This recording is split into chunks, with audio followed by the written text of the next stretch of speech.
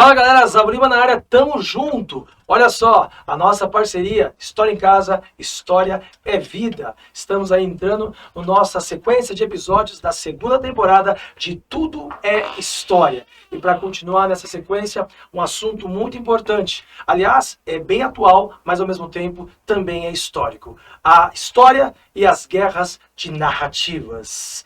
Roda a vinheta, mas olha só, tamo junto aqui, lembrando para vocês que sempre estamos presentes nas grandes batalhas aí, tá bom? Beleza? Tamo junto, galera!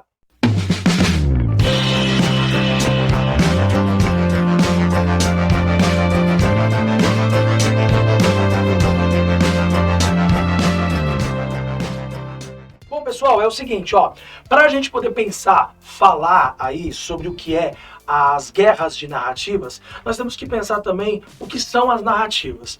A ideia de que narrativa é tudo aquilo que se produz ou que se fala sobre uma determinada ideia ser contada. Você tem a narrativa ficcional, você tem a narrativa que é feita como história contada, a narrativa que tem como lógica aí narrar um fato, um acontecimento, ou tudo aquilo que está relacionado ao fazer dos humanos, ou que pode também ser visto como ações que tem que contar ou falar sobre alguma coisa. Você está narrando um acontecimento, certo? Ou narrando uma história. Pode ser inventada. Todo tipo de narrativa, ela tem uma ideia de contar algo. Mas a narrativa histórica é diferente. A narrativa histórica tem como lógica, então, dentro da ciência história, nos nossos vídeos anteriores nós falamos sobre isso. Nós falamos sobre o que é historiografia, sobre o que são teorias históricas, como são correntes historiográficas. A narrativa histórica, ela é ciência, ela é feita com método. Quando a disciplina história surgiu lá no século XIX,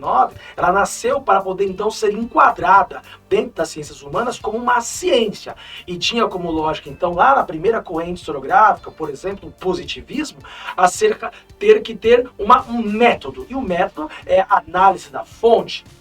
Tem a lógica, obviamente, da presença do historiador naquilo que ele está lendo, naquilo que ele está, então, demonstrando. Então, pessoal, obviamente que a história, como narrativa, ela é diferente da narrativa contada por algum tipo de outra linha. Por exemplo, o escritor que quer contar ou fazer um romance, ele tem uma narrativa diferente. Ele não está preocupado pela tentativa de buscar, entre aspas, uma verdade ou comprovar algo. Não quer dizer que a história ou a historiografia está sempre, então, com a verdade em primeiro ponto. A verdade é muito subjetiva, porque você tem uma maneira de contar algo. O historiador, pessoal, é um homem do presente que olha para o passado.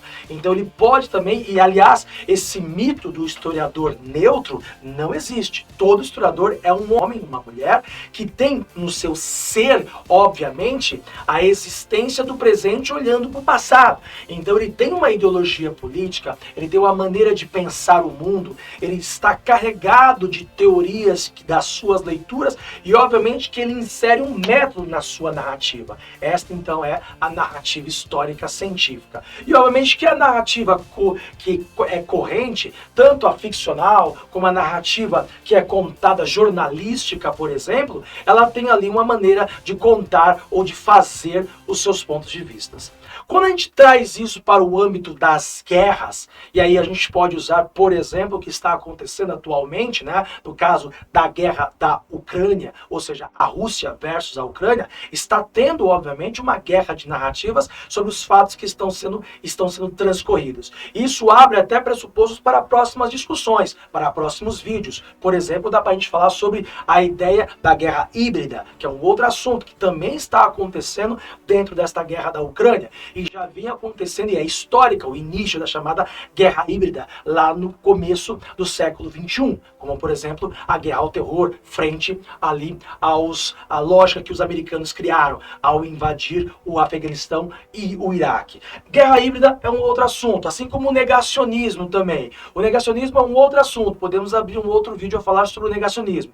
Mas o que seria uma guerra de narrativas? Entendido que a história é uma ciência, entendido que a história, ela em si insere métodos para se produzir, e é necessário, como nós falamos no vídeo anterior, a história do tempo presente. A história, ela precisa de um distanciamento para poder, então, ter uma análise crítica sobre aqueles fatos. Muitas vezes, produzir a história no tempo presente é estar no calor do fazer as coisas.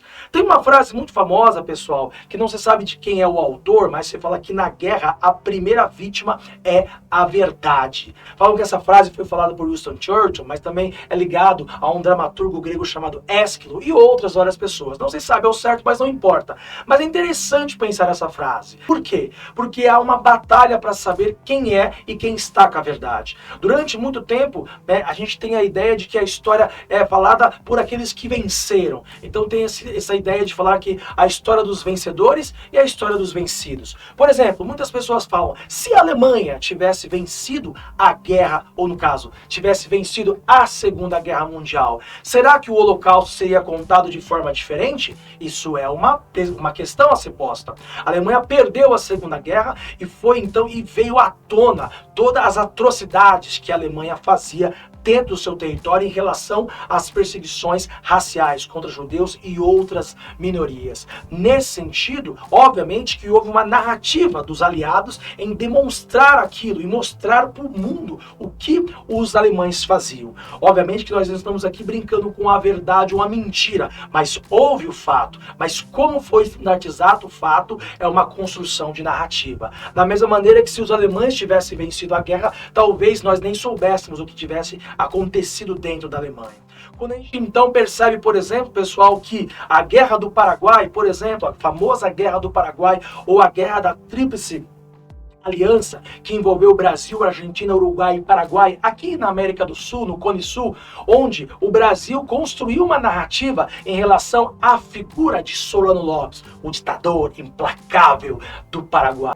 Ao mesmo tempo que os paraguaios também criaram uma narrativa de que o Brasil foi o invasor e o destruidor da civilização da população paraguaia. A mesma coisa, pessoal, quando a gente constrói a ideia de que o colonizador português, ao adentrar nas terras brasileiras, ele criou a ideia do descobrimento, ele criou a ideia de que ele estava então ali, né, descobrindo aquele território, desbravando, e obviamente que há uma narrativa por parte dos indígenas de que houve um genocídio indígena, que morreram milhares, milhões de indígenas no contato com os portugueses, e os indígenas perderam a sua cultura e perderam os seus territórios. Ao mesmo tempo também sobre a construção ainda no Brasil Colônia, desse ideário do bandeirismo, já falamos sobre isso, né, na questão da destruição de monumentos numa outra série nossa. Por exemplo, os bandeirantes desbravadores, isso é uma narrativa, ao mesmo tempo que há uma comprovação de que os bandeirantes também assassinavam e caçavam indígenas, então há uma narrativa de outro lado.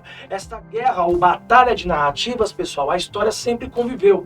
A diferença é que no método histórico é possível ter várias narrativas. A gente vê muito essa fala dos negacionistas dizendo assim, temos que olhar o outro lado da história. A história não tem um lado, a história tem vários lados, desde que seja feita dentro do método histórico, com comprovação de fontes, análise crítica, teoria e, obviamente, defendida e rascunhada entre os pares. Isso é a história como narrativa historiográfica. Agora, falácias, dizer, construções, geralmente está carregada de sentido político ou ideológico. Na questão da Ucrânia, agora atualizando, a gente tem aí algo que rememora o que aconteceu, por exemplo, lá no período da Guerra Fria, onde, por exemplo, os Estados Unidos, liderando o bloco capitalista, criavam uma narrativa sobre a demonização do que era o bloco comunista. Ao mesmo tempo que o bloco comunista, liderado pela União Soviética, também construía um estereótipo e uma narrativa em relação ao capitalismo americano.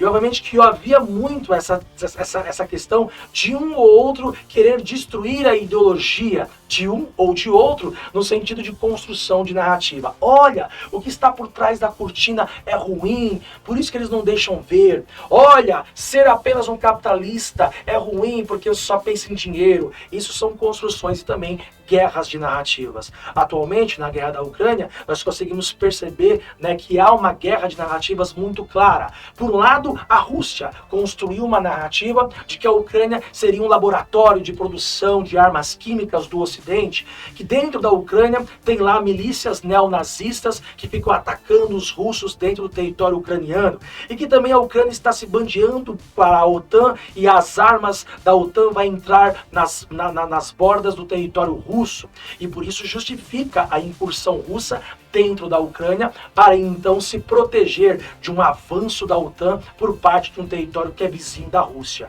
Por outro lado, a Ucrânia vai construir uma narrativa de que a Rússia, no caso, está então aí, né, ferindo a liberdade de democracia ucraniana por eles quererem, por exemplo, participarem de uma organização militar chamada OTAN, ou de que eles podem ter a escolha de querer entrar ou não na chamada União Europeia, e que isso é a democracia deles e eles estão decidindo isso.